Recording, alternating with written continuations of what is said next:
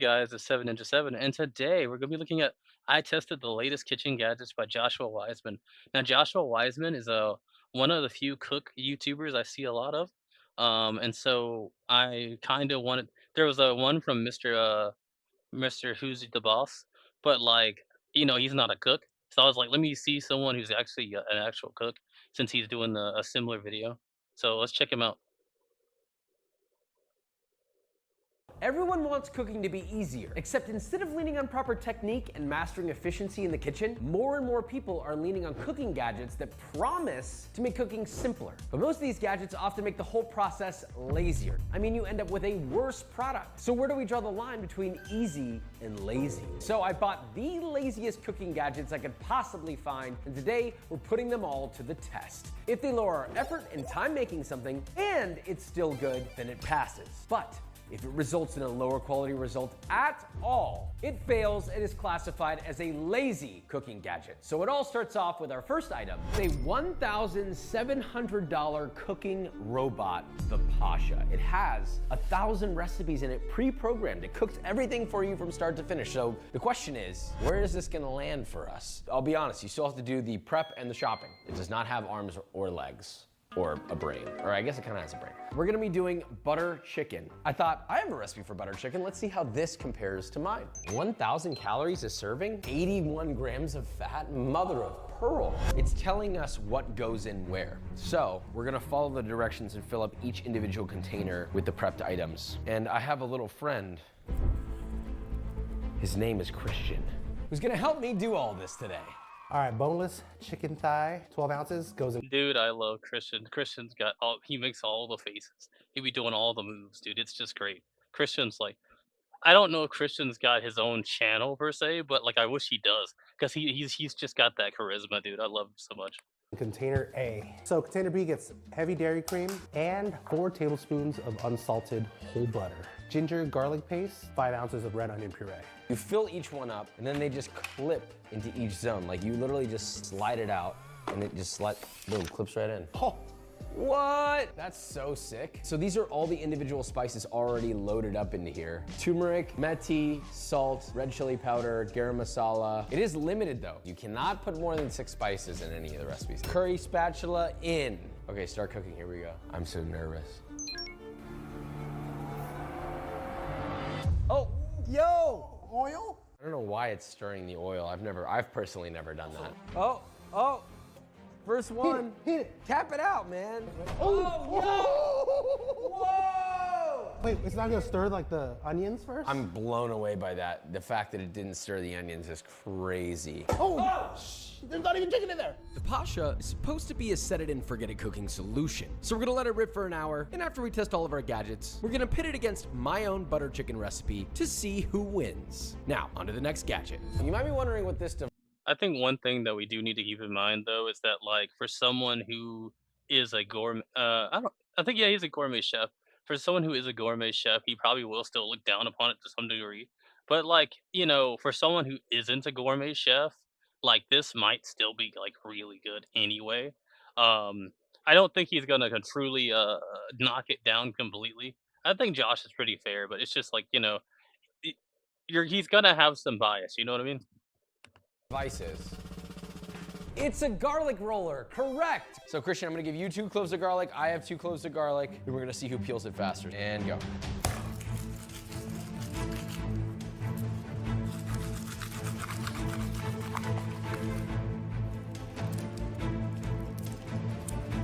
Oh, it's done. Wow, that actually worked crazy good. I'm actually shocked. I might use this. Let me try that, let me try it. All right, now you peel one. All right, you ready? Go. There's multiple layers.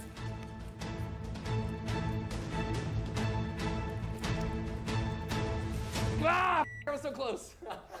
I think it works too. Yeah, that's kind of cool. I like that one. A Not lazy. Next, we have the Rotato. potato. And like that previous tool, I mean, you never know, you never know. But again, now he's got a tool that he could do something a little easier with, and I think that's really cool. Something like I could see like Josh being like, I really don't need this. I'm a professional, but then he's like, oh, this isn't bad. It's like you never know what new tool can really help out. You might be hearing my dog in the background. He's barking at the woods. I can't really stop that. Look at this thing, dude. Absolutely beautiful. First you take like a potato, for example, stab it on there, bring this down. It's supposed to make peeling easier. Let's see.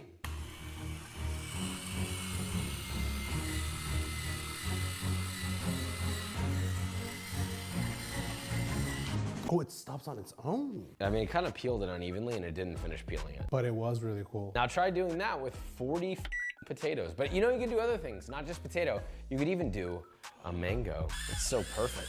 Is it gonna do it in one go without breaking? Grab that in. It's one single strand. This is how long the mango skin is. That's You got something reliable, and if you're not really doing something really big, maybe something small, because maybe the device will break or something.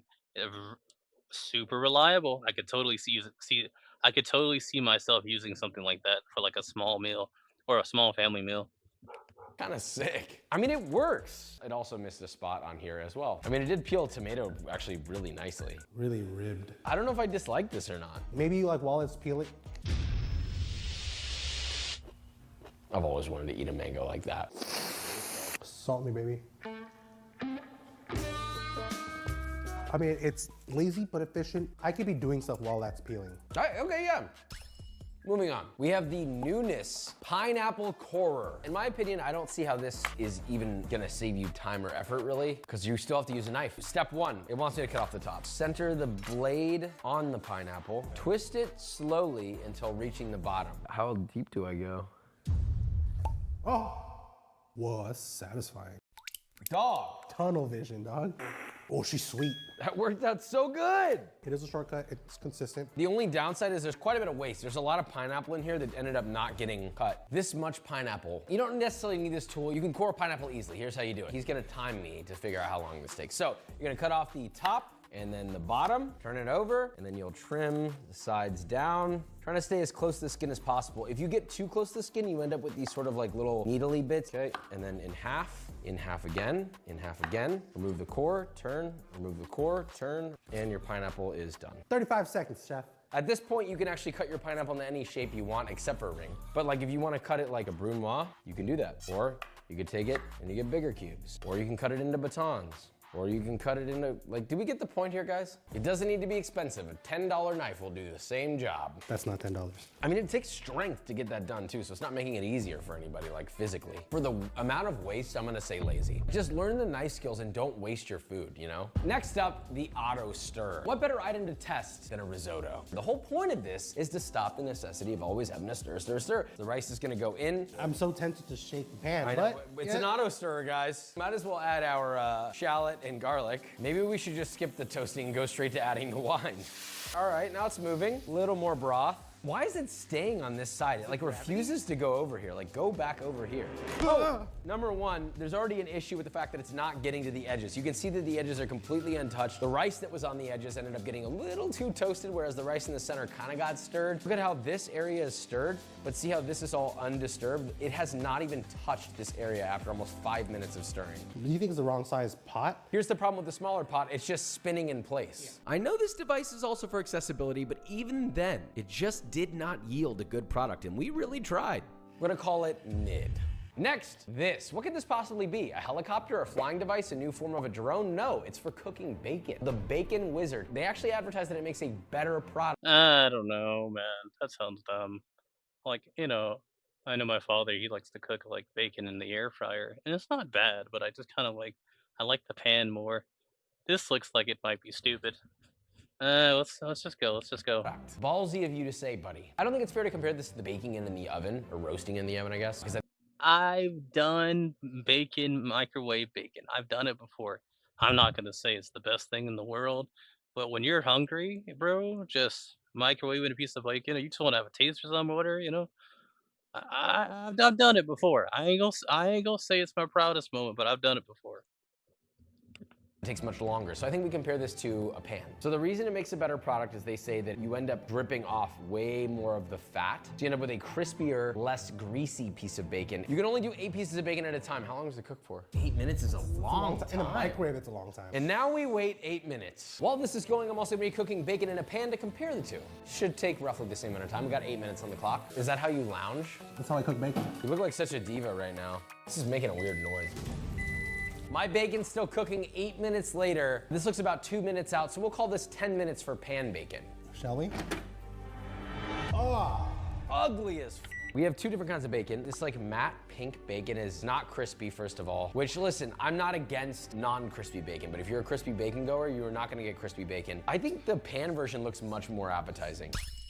It tastes like Denny's bacon. Buffet bacon. All right, take a step up. Ha! Way more flavorful. Saltier, too. More of the liquid has evaporated out. More concentrated flavor. How often do we really eat bacon? Like, crispy, sure, you can do it, but, like, I can make like, if I'm like, cause like, I always say, like, you watch your food when you're cooking. Like, I can make my bacon soft and still cook it up a pan, bro, and it's just like, I don't know, I don't need that. I don't need that. I don't you want the pan's flavor on the bacon as well. It's just kinda and the microwave can make things kinda rubbery, I don't know, man. I wouldn't have done that. I wouldn't have done it regardless. Maybe once a week or less. Assuming that you're like the average person who probably doesn't eat bacon every single day, you might as well just take the time to roast a bunch of pieces of bacon. It's just as set and forget, in my opinion. You get more product out of it. You can do like 16 pieces of bacon instead of 8. It'll take twice as long to cook though, but you'll end up with this much more flavorful bacon and serve more people. Because this is easy cooking, disgusting. We're gonna count that as lazy. On to the next. Some items were created for accessibility, but there are people with all abilities that are trying to automate their cooking processes, make their cooking easier and faster with things like the slap chop. The question is, does it make an okay product? You already have the knife out. That's what I find funny about this item is people will say things about the accessibility of it, but you still have to cut it and prep it. I really don't know who it's helping. You can only fit like a quarter of an onion in here. All right, go for it. It's still a bâtonnet. That's not bad. It's not bad for a chili. If you were gonna like saute this into a sauce, that would work. What about a carrot? It's brutalizing the vegetable, but you know what? I think it's good for one type of cut, which is medium fine chop, rough chop kind of look. You can still end up with a great product with that. I think someone could slap chop that celery faster. I think that this particular tool, listen, these guys are professionals. They know what they're doing. They cut like that. Like, I can imagine someone saying, "Well, I'm not really that good at cutting. I don't like really trust myself with a knife like that. I don't mind prepping just so I can do something like this, especially if this is what I want." I could see this working out fine for them. So again, they're pros. So to them, it's gonna look a little bit like less, but like in general, I get it, bro. I could see myself using this. Then I could cut it nicely. For that, I'm gonna give it a thumbs up. I agree. On to the next. Now let's check and see how the Pasha's doing. It looks okay, but the true taste test of man versus machine is coming up at the end, but we have more gadgets to try. We're back at the microwave. What's in here? Pasta. I hate that name. It's literally a microwavable box. You put your pasta in there, cover it with water, and you close the door and cook it. This one's gonna be 13 minutes. Let it rip. Now we wait. What the f? Well, we got something to drain it with. Boom, the lid goes on. You drain it. Oh God. All right, here we go. I try to get some pasta. It's a little overcooked. Only a little overcooked. That's nice. I have a little toothsome in mine. I guess like you could hypothetically pour out and leave in some of the pasta water, put a sauce in there, put some butter and some salt and shake it in that and then serve it. And just eat it from there and play your video games. I don't have to boil my water. The only downside though, portion size. This is 2 portions, you're limited to 4. In America, that is 1 portion. It didn't necessarily make a worse product, I'm sorry. I don't know. I mean, because it's just like if you're making spaghetti, right?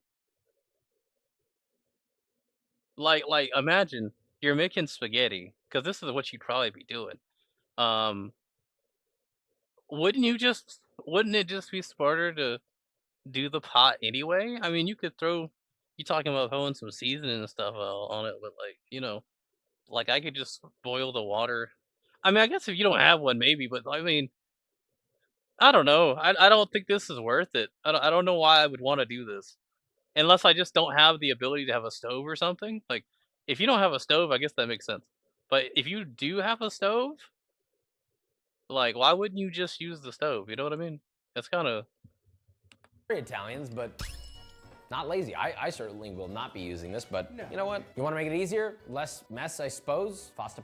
Moving on. The rice cooker. So to use it, very simply, wash rice going in, equal parts water, level it out, you close it, and then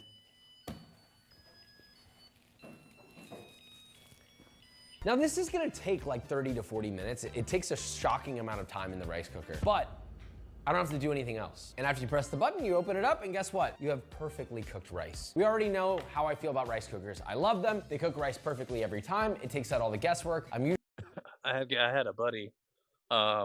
He used the rice cooker every day. Oh my gosh, like clockwork. It became a joke on him specifically, because he used it so much. But I mean, like he swears